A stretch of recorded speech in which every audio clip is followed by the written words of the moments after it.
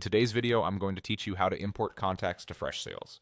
By the end, you'll know exactly how to bring your existing contact list into Freshsales quickly and accurately, whether it's sitting in a CSV file or stored in Google Contacts. First, open Freshsales and head to the Contacts section. In the Contacts area, look for the Import Contacts option.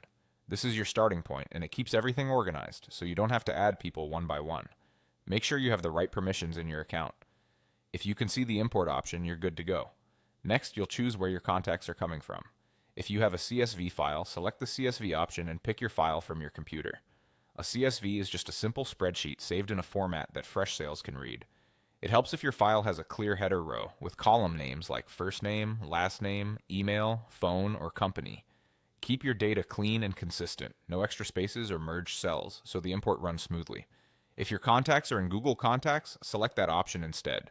Freshsales will guide you through connecting and selecting the contact group you want to bring in. This is handy if your team already keeps everything up to date in Google. After you've chosen the source, you'll map your file columns to Freshsales fields. This step tells Freshsales where each piece of information belongs. For example, match your first name column to the first name field in Freshsales, email to email, and so on. If you see custom fields in your account, map to those as needed. Take your time here. Good mapping prevents mix-ups later. If a column isn't useful, you can leave it unmapped and it won't be imported. Watch out for common mismatches, like putting a phone number into an email field or mapping a full name to a field that expects just a first name. When in doubt, split the data in your CSV before importing so each field gets the right content. Once everything looks correct, click Import. Freshsales will process your data and create the contact records for you. The import may take a moment if the list is large.